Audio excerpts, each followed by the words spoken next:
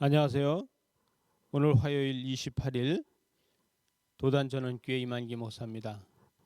저희 교회는 도단전원교회가 플러그인이라고 합니다. 전원을 꼽아야지 된다는 뜻입니다. 오늘 신명기 11장 1절에서 12절 말씀을 가지고 함께 은혜를 나누겠습니다. 여러분, 오늘 말씀에 보게 되면은 오늘 1절 말씀에서 여호와를 사랑하여 그가 주신 책무와 법도와 규례와 명령을 항상 지켜라, 이렇게 이야기하고 있습니다. 여러분, 오늘 말씀에서 이 모든 것을 지켜야 된다고 하는데, 이스라엘 백성들은 광야에서 40년 동안 살지 않았습니까? 여러분, 이스라엘 사람들은 광야에서 40년 동안 있었는데, 이 광야는 육지잖아요. 그런데 그들은 육지 안에 섬처럼 사는 겁니다. 여러분, 광야에서 살았다는 것은 광야에서 다른 데로 갈 수도 없고 어디 시장을 보러 가거나 뭘 할 수도 없는 광야지만, 그 광야는 바로 섬처럼 이루어져 있는 것입니다. 그들만의 문화를 가지고 있어야 되고 그들만에서 자족을 해야 되고, 그래서 그 안에서 문명이라는 것은 이 광야 교회의 문명밖에 없었습니다. 오늘 2절 말씀에 보기엔 너희 자녀는 알지도 못하고 보지도 못하였으나 너희가 오늘날 기억할 것은 너희의 하나님 여호와의 교훈과 그의 위엄과 그의 강한 손과 펴신 팔과, 이렇게 이야기를 하고 있어요. 여러분, 이 하나님께서 이 광야의 섬에서 이스라엘 백성들이 40년 동안 머물게 했는데 한 번도 좌초되지 않고 침몰되지 않고 떨어져 나가지 않고 이렇게 했다는 거예요. 3절 가서 보니까 뭐라고 얘기하냐면, 애굽에서 그 왕 바로와 그의 전국에 행하신 이적과 기사와 또 여호와께서 애굽 군대와 그의 말과 그의 병거에 행하신 일, 곧 그들이 너희를 뒤쫓은 때에 홍해 물로 그들을 덮어 멸하사 오늘까지 이른 것이다, 이렇게 이야기하잖아요.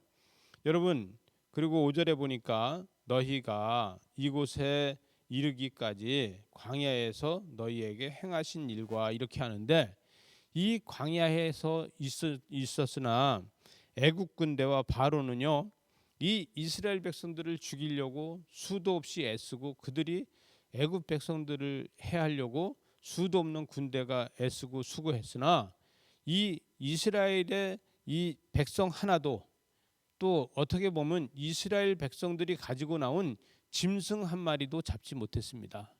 여러분, 애국 군대가 힘이 없어서 이 이스라엘 출애굽한 백성들의 양 한 마리도 잡지 못합니까?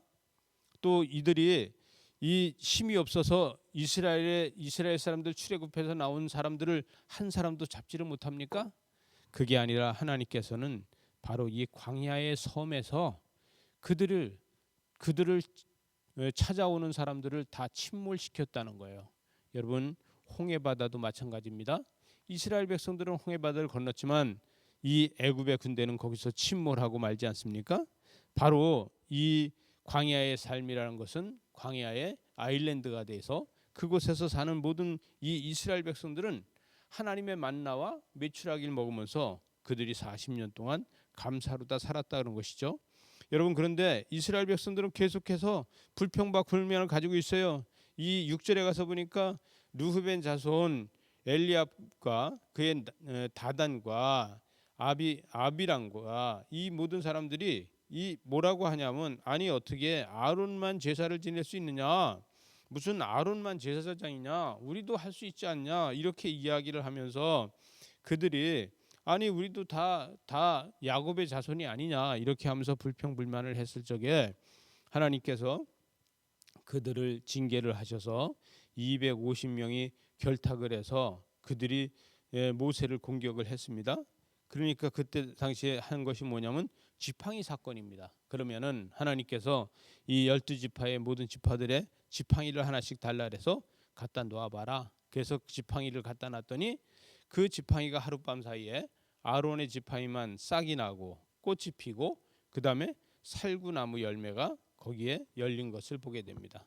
하나님께서 표적으로 다 보여주셔서 이 모든 것이 하나님께서 하는 것이라는 것을 보여주는 것이죠. 자, 여기 말씀을 좀 지나서 9절로 다 가서 보게 되면은 여호와께서 너희의 조상들에게 명하여 그들과 그들의 후손에게 주리라고 하신 곧 젖과 꿀이 흐르는 땅에서 장구한다 그랬는데, 하나님을 믿는 하나님의 백성은 장수할 수밖에 없습니다. 하나님께서 인도하시면 장수밖에 할 수 없습니다. 왜냐하면 광야 생활을 해도 그 안에서 하나님이 역사하시고, 다른 누구 하나도 그 사람들의 짐승 한 마리도 해치지 못하게 하고, 그러나 애굽 땅에 하나님께서 내리신 재앙이 있지 않습니까?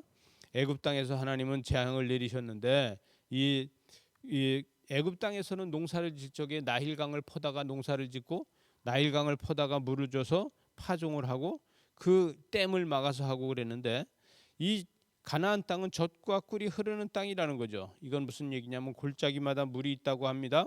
그 골짜기마다 물이 있고 땅이 호흡을 하고 모든 것이 내리고, 또 12절 마지막 절에 가서 보니까 내 하나님 여호와께서 돌보아 주시는 땅이라, 연초부터 연말까지 여호와의 눈이 항상 그 위에 있다는 거예요.